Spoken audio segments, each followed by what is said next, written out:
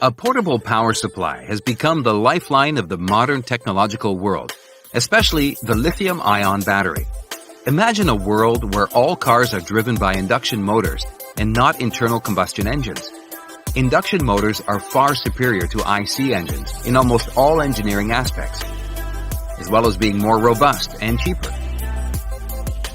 Another huge disadvantage of IC engines is that they only produce usable torque in a narrow band of engine RPM. Considering all of these factors, induction motors are definitely the perfect choice for an automobile. However, the power supply for an induction motor is the real bottleneck in achieving a major induction motor revolution in the automobile industry. Let's explore how Tesla, with the help of lithium-ion cells, solved this issue and why lithium-ion cells are going to become even better in the future. Let's take a Tesla cell out from the battery pack and break it down. You can see different layers of chemical compounds inside it. Tesla's lithium-ion battery works on an interesting concept associated with metals called the electrochemical potential.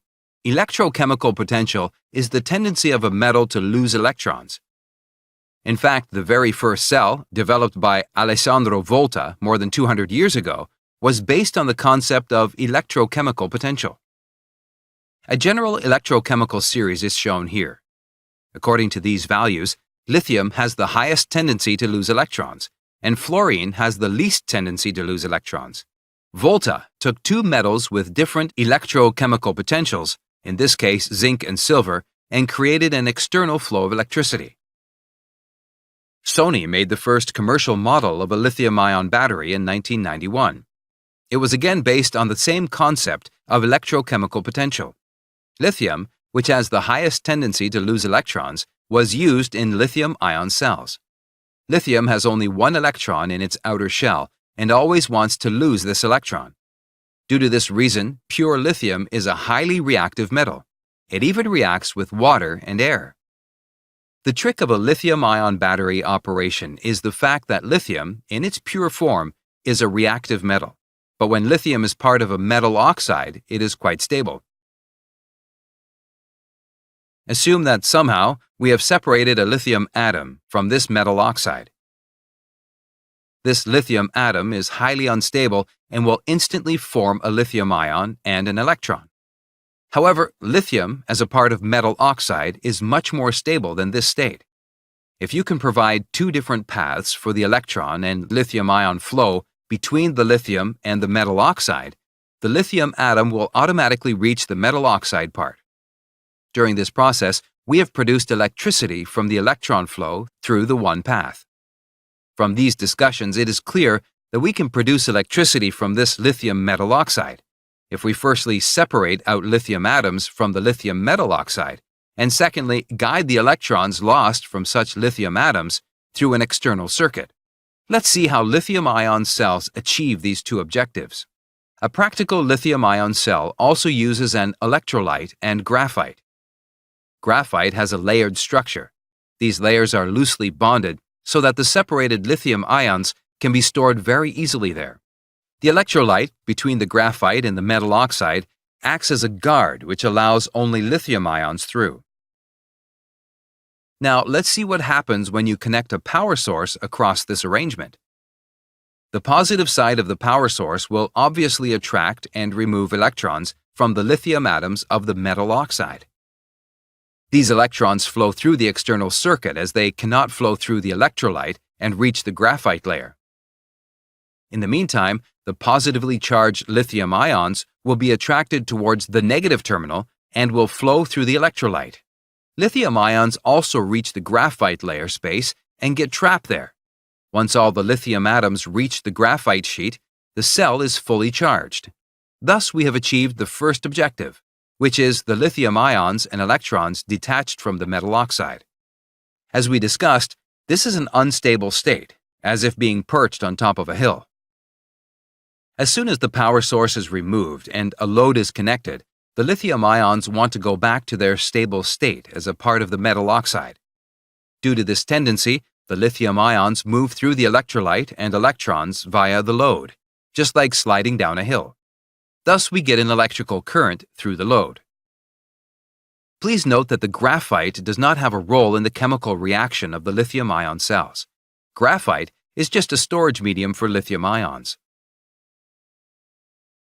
If the internal temperature of the cell rises due to some abnormal condition, the liquid electrolyte will dry up and there will be a short circuit between the anode and cathode, and this can lead to a fire or an explosion. To avoid such a situation, an insulating layer, called a separator, is placed between the electrodes. The separator is permeable for the lithium ions because of its microporosity. In a practical cell, the graphite and metal oxide are coated onto copper and aluminum foils.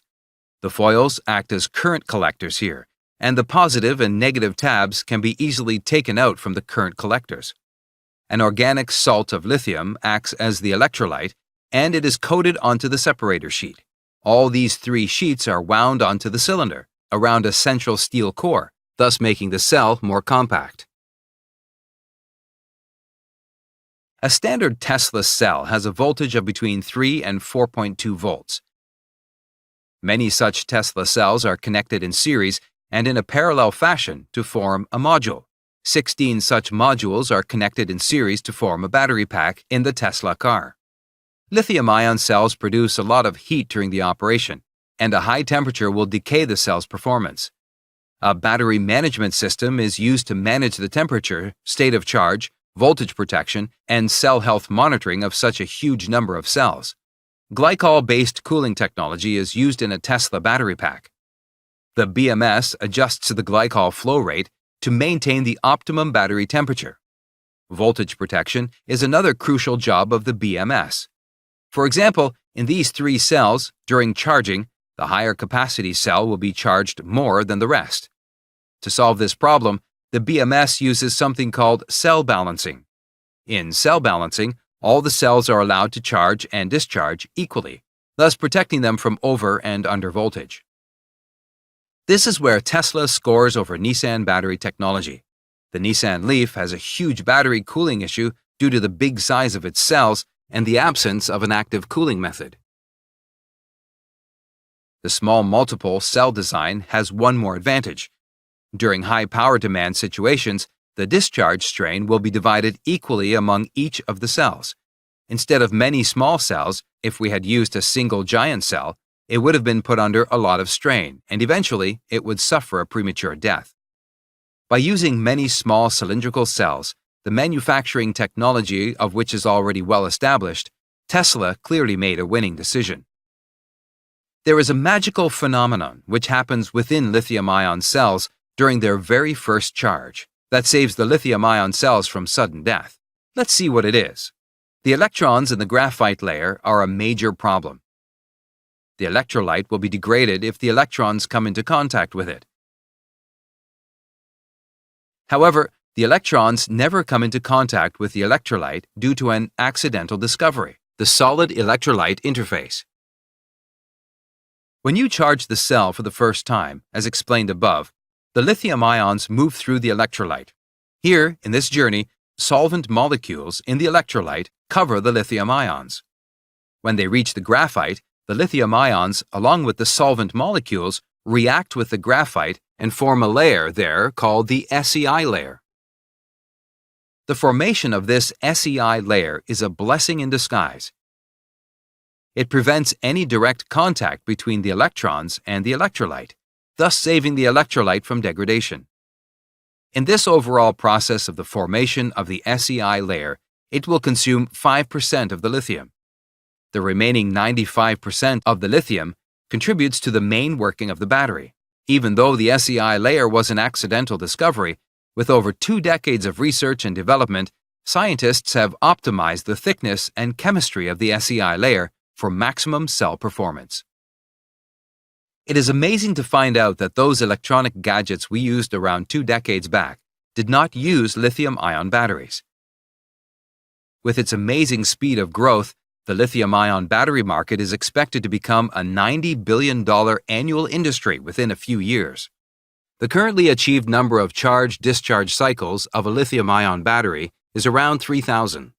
Great minds across the globe are putting their best efforts into increasing this to 10,000 cycles. That means you would not have to worry about replacing the battery in your car for 25 years. Millions of dollars have already been invested in research into replacing the storage medium graphite with silicon. If this is successful, the energy density of the lithium-ion cell will increase by more than 5 times. We hope this video provided you with a clear conceptual understanding about lithium-ion cells and their future. If you would like to learn more about the lithium-ion cells used in mobile phones, please have a look at the video made by Branch Education. And please, don't forget to support us at patreon.com. Thank you.